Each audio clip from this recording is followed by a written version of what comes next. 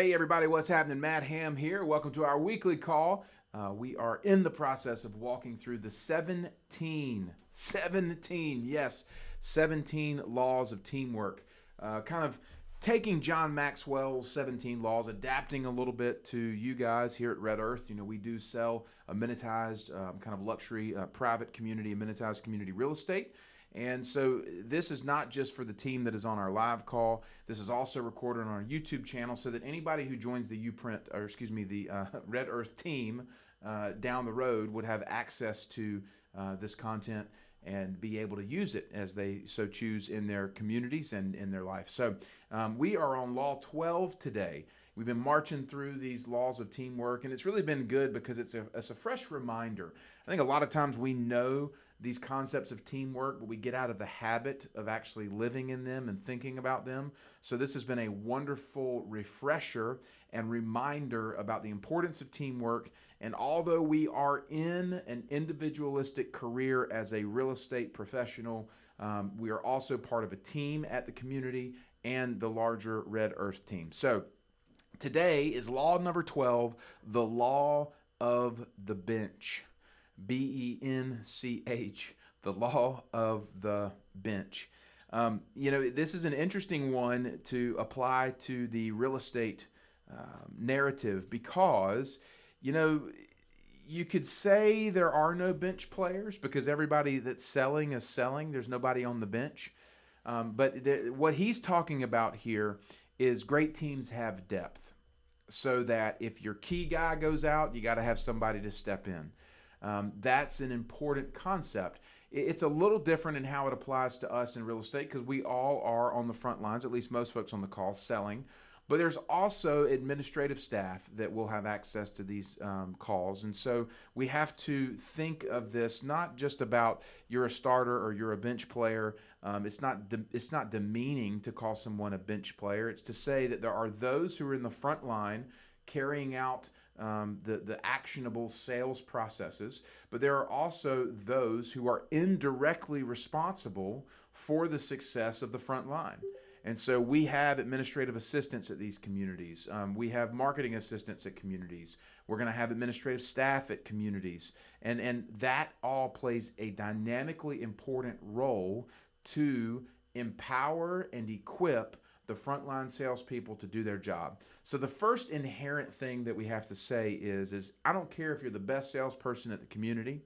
If you overlook, neglect, and take the admin staff for granted, shame on you. Absolutely 100% shame on you. Now, I remember this. When I was selling in private amenitized communities, some of the greatest people that I tried to befriend and thank and encourage was the staff, the security staff that manned the front gate. Now, you guys might not have a front gate community, okay? But let's think about this. Let's think about these amenitized communities. Let's say your community has a coffee shop up front. Let's say your community has a restaurant up front.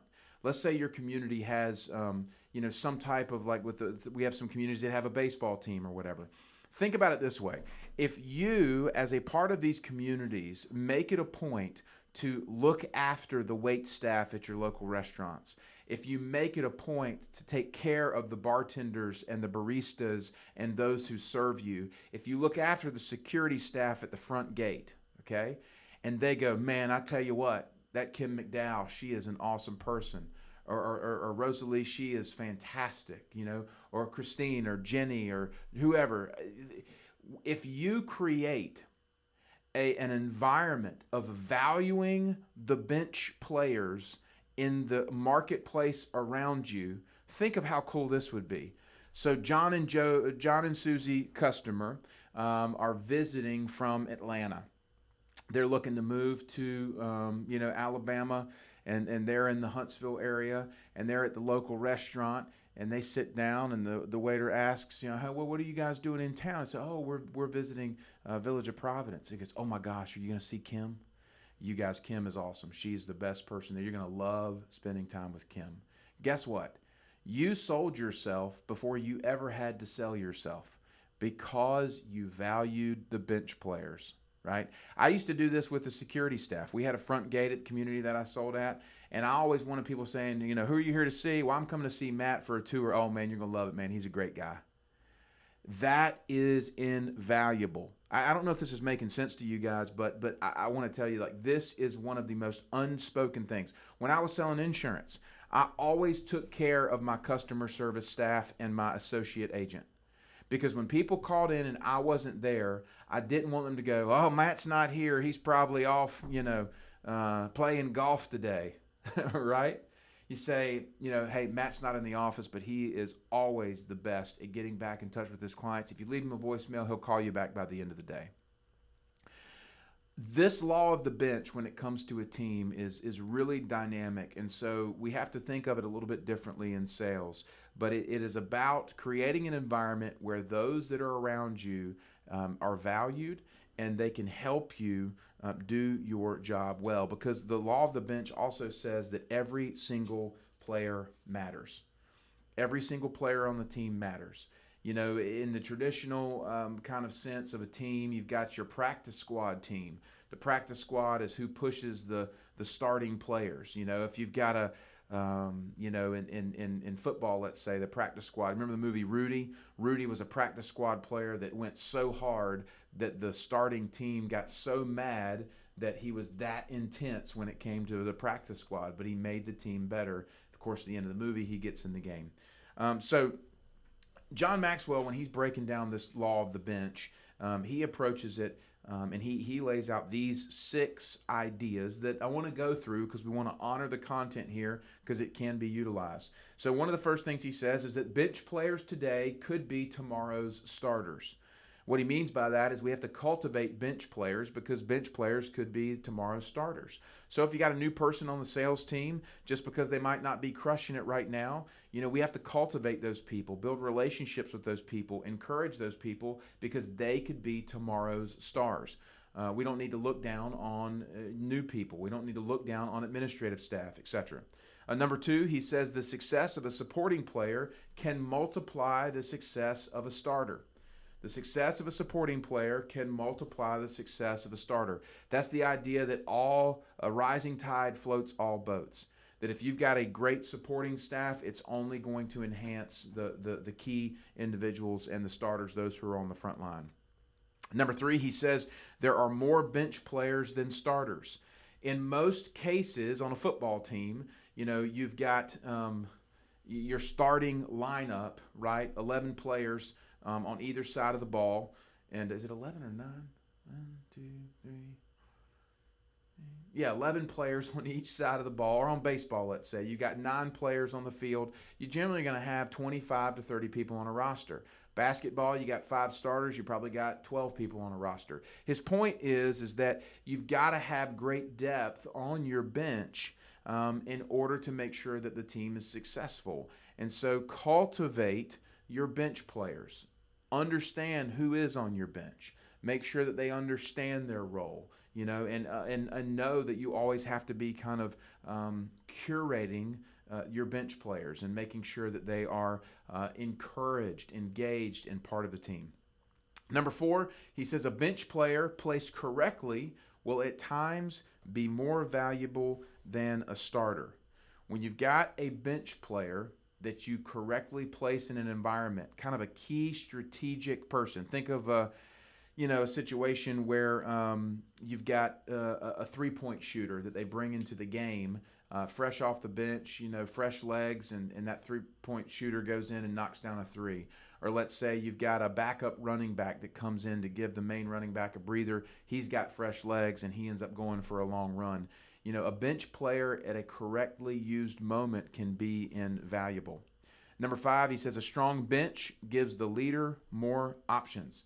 A strong bench gives the leader more options. Listen, if you've got a great sales team put together at a community, and you might have one person that's out front leading, but you've got a really solid group of 5 to 6 salespeople, it really doesn't matter who's on point this weekend or who's on duty this weekend. You're not going to be like, oh my gosh, so-and-so is on duty this weekend. If we have a busy weekend, they're going to miss out on sales.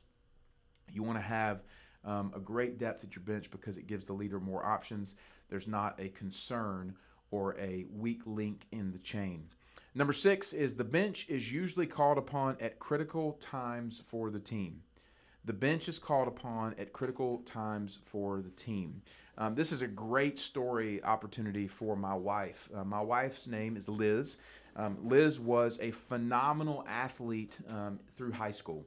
She was actually the player of the year, the female athlete of the year in the city of Raleigh, which is the capital city of North Carolina. She made the all-state team in both basketball and in soccer, and she made the all-region team in soccer. So she was a phenomenally gifted athlete. She turned down full scholarships at multiple Division I schools to walk on at North Carolina State, which is in her hometown of Raleigh. A lot of that has to do with the fact that her father passed away, her mother was local, and her whole family was local, and they wanted to be able to go to the games, and so she just wanted to stay in her hometown and walk on. What's really interesting about it is, as a freshman, she wasn't getting much playing time as a walk-on. But the other day, we found an old cassette tape, believe it or not. Yes, they still exist. And yes, I have an old cassette tape player that my grandfather gave me like 20 years ago, 25 years ago. And we listened to one of my wife's best games ever. Her team was playing, North Carolina State women's were playing at Wake Forest. It was one of the first conference games of that year. State was struggling a little bit. They come out, and the coach in the pregame didn't even mention my wife when the radio announcer asked, who are you looking to play today? What's your depth? The coach wasn't even thinking about my wife being on the bench. But what happened in the game is one of their star players was having a terrible game, a couple of turnovers. The coach got frustrated and called my wife in and sent Liz into the game. So she was like the 8th person off the bench. And she came in, and in 13 minutes of play, she scored 17 points. She hit 5 3-pointers and another jump shot. And it was amazing, because we're listening to this on the radio, and my wife was such a key element. And all the radio broadcasters could say was Liz Bailey was a spark for the Wolfpack today. She ended up getting ACC Female Basketball Player of the Week that week, and it was really just a great moment for her. But the point is that a bench player is called upon at a critical time. That was a critical moment for that team. And Liz stepped in and played her part and did great, and it sparked the team to a victory there, and a great memory for her. The last thing I want to say about this idea of the law of the bench, this is specific to leaders, but I think agents and salespeople can take this into consideration as too. When you're thinking about your bench, number one, make sure that you're always focused on recruiting. Have an eye for talent, always. Whether you're a leader, manager, hiring someone, or whether you're a salesperson, think about who could add value to the team. It's always important in building a team to make sure you have a healthy bench. That means you need to be recruiting well. Number 2 is when you recruit those people, make sure that you are training them well. You're a leader, you're a salesperson, do not neglect the purpose and point of training. Sometimes we get so busy living out, the salesperson persona that we don't work on our front end, that we don't go through training, that we don't grab a younger salesperson and say, hey, give me your front end pitch. Hey, take me on a tour today. Hey, let's role play. Could you imagine if Michael Jordan, when he was playing for the Bulls, would grab a rookie and he would say, hey man, let's go shoot 100 shots together. That's leadership. That's developing the bench. So as a key player, you need to be developing the bench and training the bench. And then number 3, you have to focus on people you are losing, right? Focus on people you're losing, because people you're losing can potentially tell you some things about the team. If you have a salesperson who's no longer with the team, what was it about their departure, right? It could have been they weren't a good fit. Could have been they had good work ethic. But they could also point out some things that you could work on as a team to be better, to cultivate your bench players. So that last little bit is for managers and leaders specifically, but also for salespeople. Be a part of the team and help develop the bench, help understand the bench, who's coming on and who's going off. So that is law number 12, the law of the bench. as part of our 17 part series here on teamwork. Guys, always reach out if you need anything. Thanks so much for joining us. You guys have a great week. We'll be back next week for law number 13.